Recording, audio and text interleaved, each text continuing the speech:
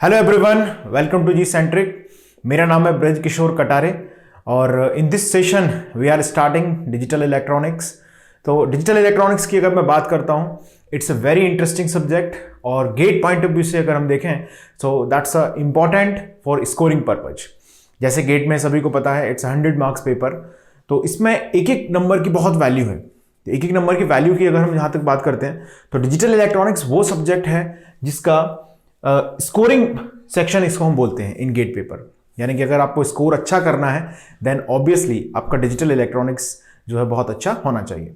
So it's a simple subject, बहुत आसान है, आपको बहुत तरीके से समझ में आएगा और एक एक पॉइंट को हम प्रॉपरली एम्फेसाइज करेंगे। It's a complete course. Okay, तो चलिए सबसे पहले मैंने यहां पर सिलेबस लिखा हुआ है, वहां से स्टार्ट करते हैं। Let's see. So these are the topics जिनको मैं कवर करने वाला हूं वन बाय वन, और हर एक टॉपिक को हम प्रॉपर डिटेल में सीखेंगे। So it will be very interesting for you, आप सभी के लिए बहुत मजेदार होगा। और साथ में हम धीरे धीरे एक एक टॉपिक्स के जो क्वेश्चंस हैं उनको भी सॉल्व करेंगे। प्रीवियस ईयर्स क्वेश्चन किस तरह से आते हैं, क्या इनका पैटर्न होता है, किस तरह से क्वेश्चन फ्रेम किए जाते हैं इस सब्जेक्ट में, वो भी मैं बात करूंगा। और प्रीवियस ईयर क्वेश्चंस भी हम सॉल्व करेंगे क्योंकि ये सब्जेक्ट 4 स्ट्रीम्स में कॉमन है। तो हमारे पास bunch of previous years questions हैं like electronics, electrical, instrumentation and computer science engineering. 4 streams में होने के कारण इसमें बहुत सारे प्रीवियस ईयर्स क्वेश्चंस हमको मिलेंगे। सो उसमें से अच्छे जो क्वेश्चंस होंगे उनको मैं डेफिनेटली क्लास में डिस्कस करूंगा। चलिए तो स्टार्ट हम लोग कर रहे हैं from the very beginning, that is the syllabus part. So digital electronics में ये टॉपिक्स हैं जिनको हम डिस्कस करेंगे। The first topic that I have written over here, minimizations of logical expression. ये हमारा पहला टॉपिक होगा, मिनिमाइजेशन ऑफ लॉजिकल एक्सप्रेशंस। इसमें 2 मेथड्स पढ़ते हैं, बूलियन अलजेब्रा एंड के मैप। इंपॉर्टेंट होने की बात अगर मैं करता हूं यहां पर, so this topic is very important. यहां से या तो 1 मार्क या एक 2 मार्क क्वेश्चन आने की बहुत ज्यादा प्रोबेबिलिटी है। ठीक है, so this topic is very much important. Second topic है लॉजिक गेट्स। लॉजिक गेट पर डायरेक्ट क्वेश्चन तो आते ही हैं, साथ में लॉजिक गेट अगर हमको आता है तो हमको पूरी डिजिटल इलेक्ट्रॉनिक्स समझ में आएगी। मतलब ये चैप्टर 2 वो टॉपिक है जिसको समझना बहुत ज्यादा जरूरी है for the purpose of understanding of this subject. Okay, so this topic is also very important. अब हम बात करेंगे नंबर सिस्टम की। सो नंबर सिस्टम पर डायरेक्ट क्वेश्चन बहुत कम फ्रेम होते हैं, लेकिन नंबर सिस्टम भी वैसा ही टॉपिक है जैसे लॉजिक गेट है। ये सब टूल्स हैं एक तरह से इस सब्जेक्ट को समझने के। Number system, data representation and codes. After that हम बात करेंगे 4th chapter, that is combinational circuit. So combinational circuits में हम डिफरेंट सर्किट्स की बात करेंगे जिसमें अरिथमेटिक सर्किट होगा। अरिथमेटिक सर्किट्स में आपका हो गया half adder, half subtractor, full adder, full subtractor, serial adder, parallel adder, look ahead, carry, generator adder. And the next topic is mux, demux, multiplexer is very very important topic. Combination में अगर एक ही question examiner को पूछना होगा तो बहुत ज्यादा chances है कि वो क्वेश्चन कहां से बनेगा, मक्स से बनेगा। ओके, नेक्स्ट टॉपिक इसमें है demux, demultiplexer, encoder, decoder, comparator and multiplier. देखो क्वेश्चन आने को इन टॉपिक से भी आ सकते हैं और आए भी हैं, लेकिन जो इंपॉर्टेंट टॉपिक है वो मक्स सबसे ज्यादा है इसमें। नेक्स्ट चैप्टर हमारा होगा 5th chapter, that is sequential circuits. Sequential circuits में flip flops, registers and counters, इनकी बात करते हैं। दीज 3 टॉपिक्स में अगर मैं देखूं so the counter is very important. In fact complete subject में 2 टॉपिक ऐसे हैं, एक तो मिनिमाइजेशन ऑफ लॉजिकल एक्सप्रेशन वाला चैप्टर और दूसरा आपका काउंटर वाला चैप्टर। इन 2 टॉपिक से क्वेश्चन हर साल, लगभग हर साल आते ही हैं। ठीक है, सो ये बहुत ज्यादा इंपॉर्टेंट टॉपिक्स हैं आपके लिए। इसमें एक छोटा सा टॉपिक और हम पढ़ते हैं, फाइनाइट स्टेट मशीन। वो इलेक्ट्रॉनिक्स के सिलेबस का पार्ट है, तो सबसे आखिरी में मैं उसे डिस्कस करूंगा इन द मिसलेनियस टॉपिक्स। तो कुछ भी हम लोग इसमें छोड़ने वाले नहीं है, एक एक टॉपिक को प्रॉपर डिटेल में हम लोग पढ़ने वाले हैं और उससे जुड़े हुए जो क्वेश्चंस हैं, जिस तरह क्वेश्चंस आपके एग्जाम में फ्रेम हो सकते हैं, उन सभी क्वेश्चंस की मैं बात भी करूंगा। So next topic is ADC and DAC. ये उतना फ्रीक्वेंट टॉपिक नहीं है, लेकिन जब भी इससे क्वेश्चन आता है बहुत बढ़िया क्वेश्चन फ्रेम होता है। स्पेशली अगर मैं बात करूं गेट इंस्ट्रूमेंटेशन के पेपर की, तो गेट इंस्ट्रूमेंटेशन में बहुत ही बढ़िया अच्छे क्वेश्चन इस पर फ्रेम होते हैं एडीसी एंड डीएसी में। नेक्स्ट टॉपिक है लॉजिक फैमिली। इसमें मेनली हम बात करते हैं सीमॉस लॉजिक फैमिली के बारे में एंड टीटीएल लॉजिक फैमिली के बारे में। The next topic is basics of memory. ये बहुत ज़्यादा डिटेल में नहीं पढ़ना है, ये माइक्रो प्रोसेसर वगैरह में काफ़ी डिटेल में कराया गया होगा आपको। Okay, and the last one is miscellaneous topic. Miscellaneous topics में आपका एक तो ये हो गया एफएसएम मैं डिस्कस करूंगा, फाइनाइट स्टेट मशीन। ओके, दूसरा टॉपिक इसमें होगा आपका फ्लोटिंग पॉइंट नंबर्स। तो ये इन सब टॉपिक्स के बारे में बात करेंगे। These are the miscellaneous topics. चलिए, तो ये हो गया आपका सिलेबस जो GATE instrumentation, GATE computer science, GATE electronics and GATE electrical के लिए है। अब इसमें पर्टिकुलर टॉपिक्स जब हम पढ़ रहे होंगे तो वहां पर मैं बताते जाऊंगा कि किस ब्रांच के लिए टॉपिक कितना इंपॉर्टेंट है। चलिए, तो इसमें हम बात कर लेते हैं मार्क्स में कितने मार्क्स का कौन सा टॉपिक इसमें पूछा जाता है। तो अगर मैं इलेक्ट्रॉनिक्स की बात करता हूं तो electronics it is of about 6 to 8 marks. ये सब्जेक्ट 6 से 8 नंबर में आता है इलेक्ट्रॉनिक्स में। अगर हम बात करते हैं इलेक्ट्रिकल गेट के लिए तो थोड़ा सा इसमें कम है, 4 to 6 मार्क्स का ही आता है, 4 to 6 मार्क्स। इंस्ट्रूमेंटेशन में वेरी क्लोज टू इलेक्ट्रॉनिक्स, यानी कि इसमें भी 6 to 8 मार्क्स का ही ये फ्रेम होता है। और कंप्यूटर साइंस में अगर हम देखते हैं so it is of about 3 to 5 marks. ये मार्क्स आप सभी को पता है कि कोई फिक्स नहीं है गेट के अंदर, कोई भी वेटेज कितने भी मार्क्स का आ सकता है कोई भी सब्जेक्ट। तो ये बनाया गया है basis of previous year analysis. Previous years में किस तरह से अभी तक आए हुए हैं उसके हिसाब से इसे तैयार किया गया। So 6 to 8 marks is about in EC and instrumentation. In electrical it's 4 to 6 marks and in computer science it's 3 to 5 marks. अब बात करते हैं वेरी इंटरेस्टिंग टॉपिक की, दैट्स प्रिपरेशन स्ट्रैटेजी।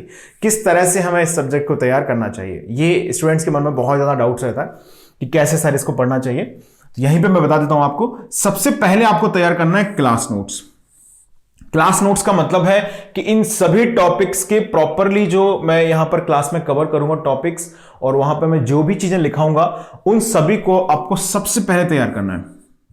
मतलब किसी भी टॉपिक के, जैसे मान लीजिए मैं बात करूं बूलियन अलजेब्रा की, तो बूलियन अलजेब्रा में सबसे पहले आपको पढ़ना है उसकी क्लासरूम नोट्स।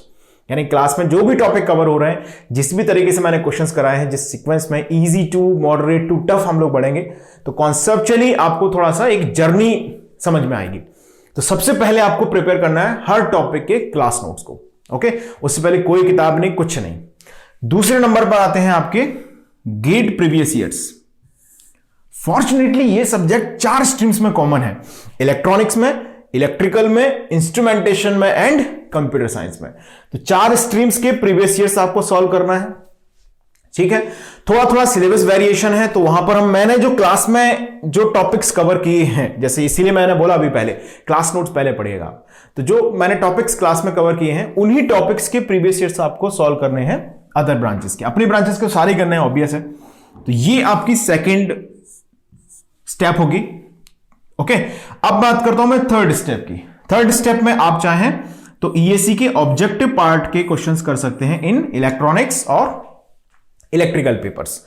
2 ही एग्जाम्स इसमें हैं। ओके, अब बात करते हैं हम फोर्थ स्टेप की। The fourth step is the online test. Never avoid the online test. Test जरूर दें, आपकी नॉलेज उससे इंप्रूवमेंट होती है। एग्जाम में क्या आपकी स्ट्रैटेजी होनी चाहिए, ये सब चीजें आप सीखते हैं। बहुत छोटी छोटी चीजें होती हैं जो हम ऑब्जर्वेशन में नहीं लेके आ पाते ड्यूरिंग आवर प्रिपरेशन। बट जब हम टेस्ट देते हैं तो एक एग्जाम का माहौल हमको मिलता है, थोड़ा रियलाइजेशन समझ में आता है कि हम कहाँ गलती कर रहे हैं और क्या क्या हमारे वीक पॉइंट्स हैं, उनको हम स्ट्रॉन्ग कर सकते हैं टेस्ट के थ्रू। तो test is a very important thing. तो अभी तक जितनी भी मैंने 4 स्टेप्स बताए हैं प्रिपरेशन के, उतने में ये सब्जेक्ट आपका एकदम टिप टॉप हो जाएगा। मतलब इसके बाहर अगर हम नहीं भी जाना चाहें, इन 4 बातों के बाहर, तब भी चलेगा। That's enough, even more than enough. ठीक है, लेकिन हमें ऐसा नहीं करना है कि हमने शुरुआत किया क्लास नोट्स से और क्लास नोट्स पे ही उलझे हुए हैं सदियों तक, पेज पलटते जा रहे हैं उसके, अच्छा ये रह गया था, वो रह गया था। तो थोड़ा सा प्रिपरेशन आप जब भी करें तो बहुत सिस्टमैटिक करें। जैसे मैंने बोला सबसे पहले क्लास नोट्स पढ़ना है, तो आप ऐसा करें बूलियन अलजेब्रा के क्लास नोट्स पढ़ लें, फिर उसके अपनी ब्रांच, आपकी इलेक्ट्रॉनिक्स ब्रांच है तो इलेक्ट्रॉनिक्स की प्रीवियस सॉल्व कर लें, इलेक्ट्रिकल है तो इलेक्ट्रिकल, इंस्ट्रूमेंटेशन, कंप्यूटर साइंस, जो भी आपकी ब्रांच है उसके प्रीवियस ईयर्स आप चैप्टर को पढ़ लें और तुरंत ही इसको सॉल्व कर लें अपनी ब्रांच के कम से कम। फिर उसके बाद हम नेक्स्ट चैप्टर पढ़ें, तब तक हम बूलियन अलजेब्रा को रिवाइज करते रहें और दूसरी कोई ब्रांच उठा लें, उसके प्रीवियस ईयर सॉल्व कर लें। तो थोड़ा सा स्ट्रैटेजी आपकी बहुत सिस्टमैटिक होना चाहिए। Planning is very important for any competitive examination. देखिए, कोई अगर सेमेस्टर का एग्जाम होता है तो आप सभी जानते हैं 15 दिन पहले, 1 महीने पहले हमने पढ़ाई की, बन गए विद्वान, गए पेपर देने और पास हो गए, सब्जेक्ट भी भूल गए, टॉपिक भूल गए, भाड़ में जाए, है ना। ऐसा नहीं है, it's a competitive exam. So obvious है ये एक जर्नी है आपकी। तो जर्नी में जरूरी है कि हम छोटी छोटी बातें, छोटे छोटे कॉन्सेप्ट्स, उनको फ्रिक्वेंट रिवीजन मोड पर रखें। तो आप जो भी टॉपिक्स पढ़ते जा रहे हैं उसमें उनके प्रीवियस ईयर्स, अब प्रीवियस ईयर समटाइम ऐसे कैसे सॉल्व कर लेते हैं हम लोग कि बुक उठाई और लगे हुए हैं उसमें टिक करने कि ये हो गया, ये इसका आंसर ये आ गया, इसका आंसर ये आया। अच्छा नहीं आया तो पेज पलट के देखा, अच्छा इसका आंसर बॉम्बे है, ओके टिक कर दिया, फिर बी आंसर है इसका, डी आंसर है इसका, सी आंसर है, वही मार्क करते जा रहे हैं। ऐसा नहीं करें। आप क्या कर रहे हैं, आपको कि जो क्वेश्चंस आप सॉल्व कर रहे हैं उनका सबसे पहले ट्राई करें कि आपसे ही आंसर आना चाहिए। ओके 10 क्वेश्चंस का सेट आपने बनाया, 1 से लेकर 10 तक सॉल्व किए, जितने आंसर आ गए सही है, 7 सॉल्व हो गए, 6 सॉल्व हो गए, 4 नहीं बने, फिर उनके आंसर्स मैच किए हमने। अब उसमें 1-2 गलत भी हो सकते हैं, तो जो गलत हुए हैं उन क्वेश्चंस को एक बार देखें कि हमने गलती कहां की है। तो आपने देखा भैया आपने ऑप्शन बी टिक किया था, आंसर आ गया सी, तो एक बार उस क्वेश्चन को दोबारा ट्राई करें बिना किसी सॉल्यूशन की हेल्प लिए। अभी तक हम सॉल्यूशन पर नहीं पहुंचे हैं, है ना। उसके बाद आपने देखा कि अच्छा हाँ बी आंसर इसका आ गया, अब उसके सॉल्यूशन को भी एक बार आप देख लें कि इन्होंने किस तरह से इसको सॉल्व किया है और आपने कहां इसमें गलती की। अब बचे वो क्वेश्चन जो आपसे नहीं बने, जो नहीं बने उनका एक बार फिर से ट्राई किया जाए, उनको रीड किया जाए, प्रॉपरली समझने की कोशिश किया जाए कि क्यों नहीं बना। अगर फिर भी नहीं बन रहा है तो फिर से वापस सॉल्यूशन पे जाएं, एक बार हिंट लें वहां से, then you should try that question. और ऐसे क्वेश्चंस जो आपसे नहीं बने हैं या आपके गलत हो गए हैं उनको जरूर स्टार मार्क कर लें फॉर द रिवीजन। तो सब्जेक्ट की जो लर्निंग है वो एक स्टेप बाय स्टेप होनी चाहिए आपकी। ऐसे नहीं कि उलूल जलूल तरीके से कोई भी कुछ भी कभी भी स्टार्ट किया और पढ़ लिया उसको, फिर भूल गए, फिर पढ़ लिया। ऐसा ना करें, आप एक सिस्टमैटिक वे में चलें, एक सीक्वेंस को आप जरूर फॉलो करें, ठीक है। तो यहां पर मैंने सिलेबस की बात की और थोड़ी सी मैंने बात की प्रिपरेशन स्ट्रैटेजी की। तो जिस जिस टॉपिक को आप कवर करना चाह रहे हैं उन टॉपिक्स के कम से कम अपनी ब्रांच के क्वेश्चंस को साथ में लगाते जाएं, क्लास नोट्स जैसे जैसे पढ़ते जाएं वैसे वैसे सॉल्व करते जाएं, और दूसरी ब्रांचेस सेकंड रिवीजन पर, तीसरी ब्रांच थर्ड रिवीजन पर एंड फोर्थ ब्रांच आपकी फोर्थ रिवीजन पर। इस तरह से प्रीवियस ईयर्स को हम सॉल्व करें और ईएसी ऑब्जेक्टिव उसके बाद आप सॉल्व करें। ऑनलाइन टेस्ट देना शुरू कर दें, topic wise, subject wise, multiple subjects, ये सब आप तरीके से ऑनलाइन टेस्ट में भी पार्टिसिपेट करें। उसके बाद भी थोड़ा बहुत समटाइम ऐसा होता है कि कुछ डाउट रह गए हैं, कुछ शंका समाधान रह गया, तो उसके लिए आप जा सकते हैं। ये बहुत स्टैंडर्ड बुक है, M.Morris Mano। बहुत ज्यादा रेफरेंस बुक्स की मैं यहां पे बात नहीं कर रहा हूं, क्योंकि जब मैं प्रॉपर नोट्स आपको बुक से ही बना के दे रहा हूं तो ऑब्वियस है कि आपको बुक्स की कोई जरूरत नहीं है। समटाइम अगर आपको जरूरत लगती है तो आप M.Morris Mano से थोड़ा बहुत रेफरेंस ले सकते हैं अपनी जानकारी के लिए। चलिए, तो यहां पर हमने बात कर ली है सिलेबस की। अब मैं स्टार्ट कर रहा हूं from the very first topic, ठीक है। तो सबसे पहले छोटी छोटी जो टर्मिनोलॉजीज हैं उनके बारे में हम बात कर लेते हैं। चलिए आगे बढ़ते हैं। सो हेडिंग कर लें इसमें आप टर्मिनोलॉजी। टर्मिनोलॉजी फर्स्ट लिख लें, फर्स्ट लिखें इलेक्ट्रॉनिक डिवाइस।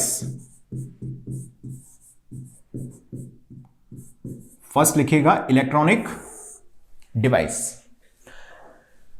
चलिए, क्या होता है इलेक्ट्रॉनिक डिवाइस? एक ऐसी डिवाइस जो सेमीकंडक्टर मटेरियल की बनी होती है। सेमीकंडक्टर मटेरियल मतलब silicon, germanium. A device which is made from semiconductor material. लिखेंगे a device made from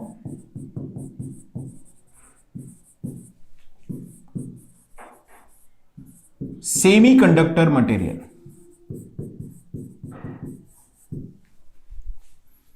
semiconductor material का मतलब क्या है यहां पर? सिलिकॉन या जर्मेनियम। अनदर डेफिनेशन क्या बोल सकते हैं? A device whose operation requires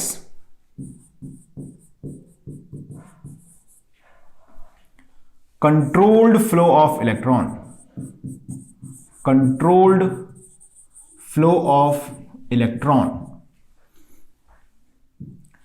example की अगर हम बात करते हैं यहां तक, so transistor is example of electronic device, diode is example of electronic device, thyristors and all. Okay, so these are the electronic device, यानी कि ऐसे डिवाइस जिसके अंदर कंट्रोल्ड फ्लो ऑफ इलेक्ट्रॉन्स होते हैं, यानी कि हम इलेक्ट्रॉन्स के फ्लो को अकॉर्डिंगली क्या कर सकते हैं, कंट्रोल कर सकते हैं, तो उन्हें हम बोलते हैं इलेक्ट्रॉनिक डिवाइस। यहां से एक और डेफिनेशन की बात होती है, इसको लिख लें आप। एक और डेफिनेशन की यहां से बात होती है, electronic circuit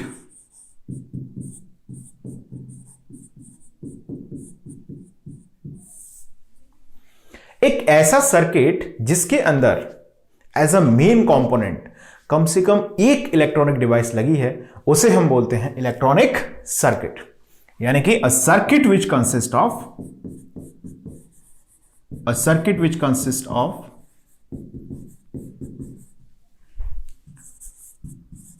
at least one electronic device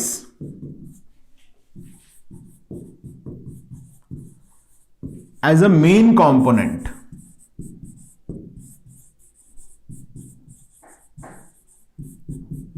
is called electronic circuit।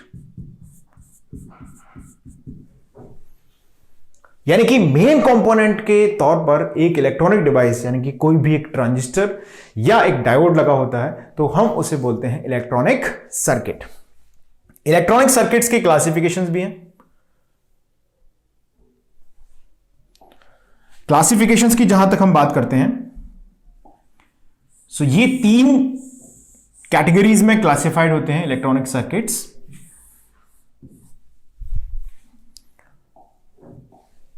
First one is analog circuits.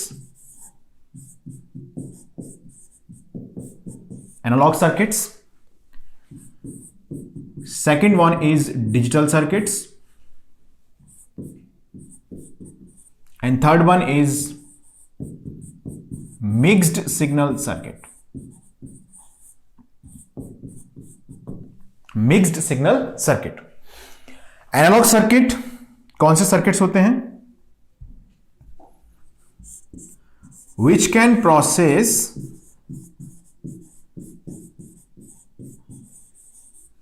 analog signals.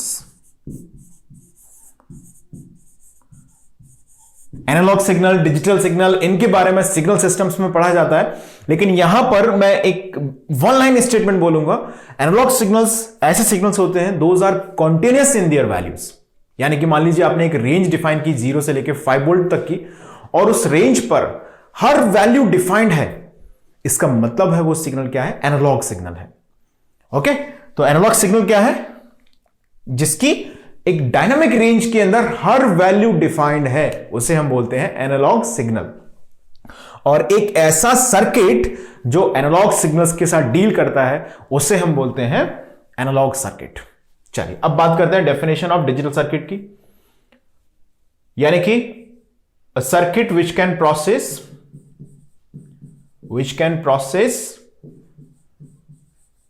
क्या बोलेंगे? Digital signals. डिजिटल सिग्नल्स क्या होंगे? डिजिटल सिग्नल्स वो होंगे जिनका वैल्यू उनकी डायनामिक रेंज में डिस्क्रीटली डिफाइंड है। मान लीजिए मैंने 0 एंड 5 वोल्ट दो रेंज ली, तो मैंने बोला कि 0 से लेके 2 वोल्ट तक अगर आप जाएंगे तो इसका नाम मैंने रखा है लॉजिक 0, और 2 वोल्ट से लेके 5 वोल्ट तक आप जाएंगे, 5 वोल्ट तक आप जाएंगे, तो इसका नाम मैंने रखा है लॉजिक 1। तो ये है डिजिटल सर्किट जो डिजिटल सिग्नल्स यानी कि डिस्क्रीट वैल्यूड सिग्नल में डील करती है, उसे हम बोलते हैं डिजिटल सर्किट। इनका डिटेल एनालिसिस अदर सब्जेक्ट्स में, तो यहां पर इतना सफिशिएंट है। मिक्स सिग्नल मतलब क्या होगा? मिक्स सिग्नल सर्किट मतलब एक ऐसा सर्किट जो डील करता है किसके साथ? Digital signals and analogue signals के साथ। एक ऐसा सर्किट जिसके अंदर दोनों इन्वॉल्व हैं, डिजिटल सिग्नल्स भी इन्वॉल्व हैं और एनालॉग सिग्नल्स भी इन्वॉल्व हैं, उसे हम बोलते हैं मिक्स्ड सिग्नल सर्किट। इनके एग्जाम्पल्स की जरा बात कर लेते हैं। यानी कि अगर आपसे कोई पूछे कि भाई एनालॉग सर्किट का एग्जाम्पल क्या है, तो ये सब हम जो पढ़ते हैं एम्पलीफायर, एनालॉग इलेक्ट्रॉनिक्स में हम जो पढ़ते हैं वो सब क्या है, amplifier, rectifier, these all are the example of analogue circuits. And अगर हम डिजिटल की बात करें तो ये सब्जेक्ट पूरा यही है, मक्स, काउंटर, कॉम्बिनेशनल, सिक्वेंशियल सर्किट्स, ये सब किस में आते हैं, डिजिटल सर्किट्स में आते हैं। मिक्स सिग्नल सर्किट में कौन आते हैं, ये भी हम इसमें बात करेंगे, एडीसी एंड डीएसी। नोट कर लें जल्दी से इसको, analogue to digital converter and digital to analogue converters are the mix signal circuits. अब बात करते हैं इनके नफा नुकसान की, किस सर्किट का फायदा क्या है। अगर मैं बात करता हूं एनालॉग सर्किट्स की, तो एनालॉग सर्किट्स के एडवांटेजेस हैं कि ये हाई पावर पर ऑपरेट हो सकता है, यानी कि जो हायर पावर लेवल है उस पर ये इजीली ऑपरेट हो सकता है, ठीक है। सेकेंड थिंग इसमें क्या है कि जो एनालॉग सर्किट्स है वो ऐसे सिग्नल्स के साथ डील कर रहा है जो कि रियल वर्ल्ड सिग्नल है। यानी कि अगर हम बात करते हैं दुनिया की, तो दुनिया में जो सिग्नल्स हैं वो कैसे हैं, ज्यादातर सिग्नल्स एनालॉग सिग्नल्स हैं। तो एक ऐसा सर्किट जो रियल वर्ल्ड सिग्नल्स के साथ डील कर रहा है, that is called analogue circuit. तो ये इसके फायदे हैं। अब बात करते हैं डिजिटल सर्किट्स के क्या बेनिफिट्स हैं। डिजिटल सर्किट्स में आपको एक तो ये पता है कि हम डिजिटल डेटा को स्टोर कर सकते हैं, ओके, ये नॉइस से कम अफेक्टेड होगा, ठीक है। दूसरी बात हम क्या बोल सकते हैं इसके अंदर कि इसको प्रोग्रामिंग कर सकते हैं। फर्स्ट थिंग, स्टोर कर सकते हैं, नॉइस का इफेक्ट कम है, प्रोग्रामिंग कर सकते हैं, और क्या कर सकते हैं, ईजियर है इनको डिजाइन करना, यानी कि इनके अंदर कॉम्प्लेक्सिटी क्या है, कम है। तो ये हो गई। और मिक्स सिग्नल सर्किट्स जो कि एडीसी एंड डीएसी हैं, analogue to digital converter and digital to analogue converter. चलिए अब हम बात करते हैं नेक्स्ट टॉपिक जो कि आपके लिए डिस्कशन के पॉइंट ऑफ व्यू से भी इंपॉर्टेंट है। चलिए नेक्स्ट टॉपिक स्टार्ट कर रहे हैं।